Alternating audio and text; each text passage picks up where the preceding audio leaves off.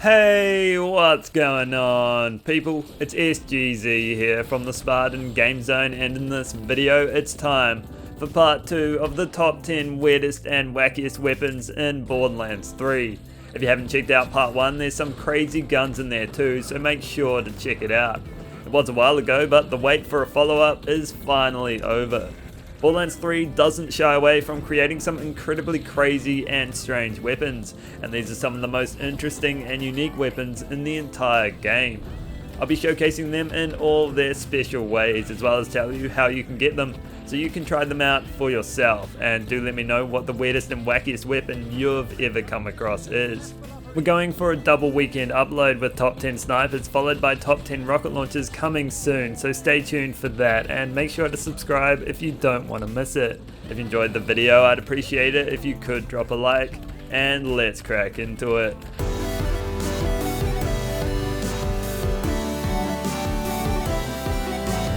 We opened part 2 of the weirdest and wackiest weapons in Borderlands 3 with the masterwork crossbow, a sniper rifle unlike any other that can only be found by defeating Urist Enforcer, who you fight here in the underground of Electricity City.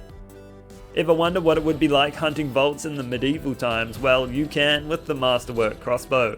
Although it looks high-tech, it doesn't fire bullets but bolts, which are shot in a slight arc and don't travel very far or very fast. It's like you're playing Borderlands Light when you're using it. No hail of bullets, no countless explosions, just a solitary arrow cutting through the wind. And saying that, its damage is high, over 100k on Mayhem 10, and it will easily one-shot mobs, no problem. If you think technology is out to get you, then this gun is as old school as it gets.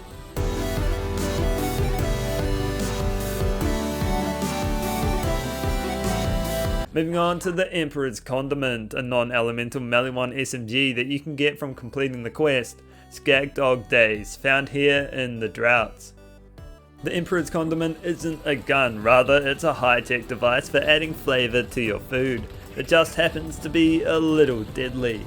Maybe it's the spice in the sauce or the heat it comes out at, but it will do damage. Not much though, as it's aimed at the preparation before the feast.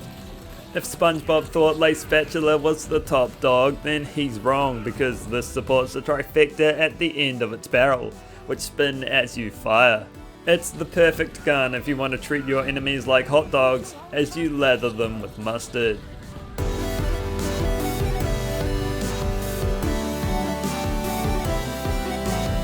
Number 8 now, and it's the Hot Drop. Hey, that's not the right skin, hang on.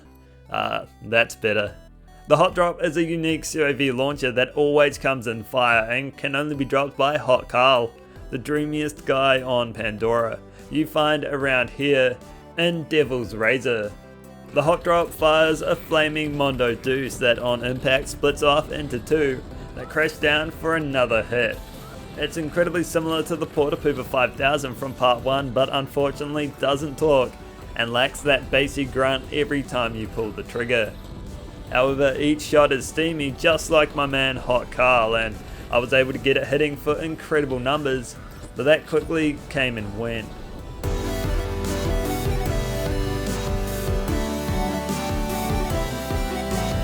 Up next, the Clockwork Res, an Atlas pistol that can only be found in Arms Wraith, with an increased chance to drop from this chest.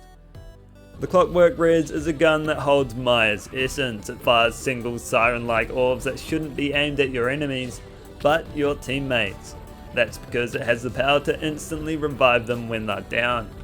It's more of a tool than a weapon, and when playing with friends or a guy named Good Job Pooping on a North American server with insane lag trying to get gameplay for a video, it can be extremely useful. The massive amounts of lag made it hard for me to use it, but when taking on the game's toughest challenges as a group, it's a must-have for any team players.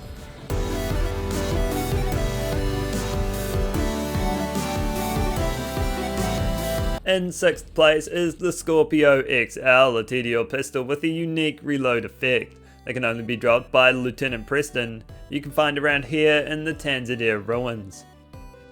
Roland lives on in the form of the Scorpio XL, or at least his turret does.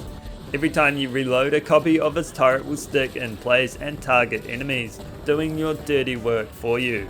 It's not the original, but rather the 40th version, hence the XL in its name. It's a dual feature weapon. Not only will it shoot things and you can shoot with it, but it also serves as portable cover. Just chuck some down, hunker behind them while they target your enemies as you eat Doritos.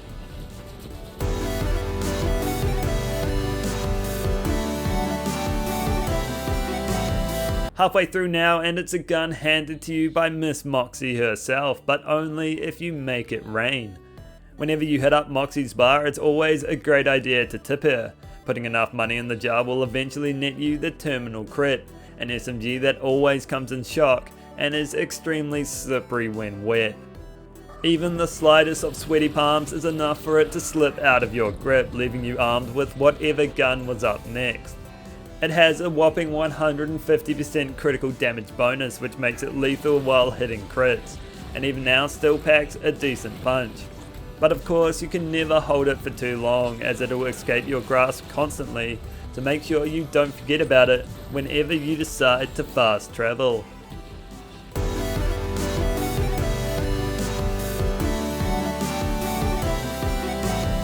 Up next, the Dead Chamber, a wicked Jacob's pistol that you get from the quest Malevolent Practice, that you get from Hammerlock around here in Sanctuary. The Dead Chamber is the gun with the game's coolest reload animation, and it also has a neat effect to go with it. Every time you reload, there's a 20% chance for the next chamber to be charged with amp shots, which deal double damage. Not only that, but you will also be almost 3 times as accurate, which help you to make those shots count. It's a pretty damaging gun, especially when hitting crits with its amp shots, but the highlight definitely comes each time the mag empties.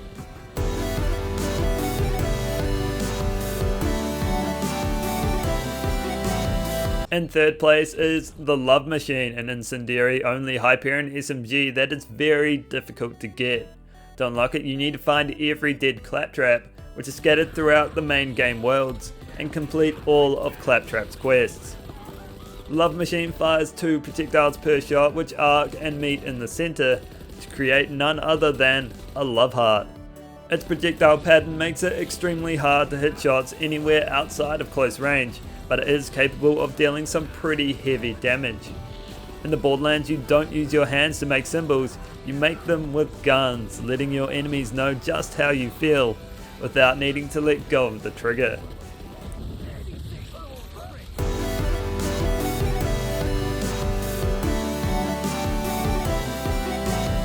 Runner up today, and it's the Whipslinger, an elemental Vladoff assault rifle that can only be dropped by Scourge the Invincible at the end of the Guardian takedown. I always wonder how the Whipslinger was created. Did Vladoff engineers kidnap Peter Parker, sample his DNA and inject it into this gun? Because that's what it feels like. The Whipslinger fires elementally charged webs at a great speed that do good damage.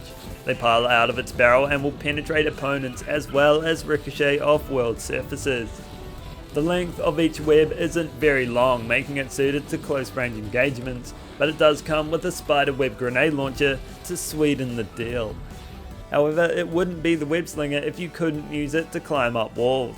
I mean, it's not like you're swinging through New York City latching onto skyscrapers, but it's the best we can get, and does prove useful on the odd occasion.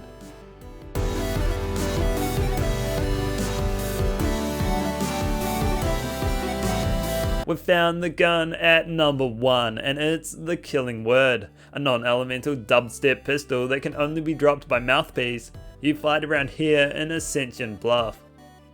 The Killing Word is a techno masterpiece, firing damaging sound waves that ripple through the air. You can see the sound bars flare up as you fire away, and the gun will begin to glow as it nears the overheat cap. Each pull of the trigger will greet you with a wub that Claptrap would be proud of, but you'll never lose the beat. With it you can be a DJ slaying enemies to the rhythm of your bullets. It's a spectacular weapon that also hits pretty hard, and if you want to start your very own rave, just put some ammo in it and start tapping the trigger. So that's all for this video. I hope you enjoyed it and learned of another top 10 weirdest and wackiest weapons in Borderlands 3. If you did, consider dropping a like or subscribing, and I'll catch you in the next one.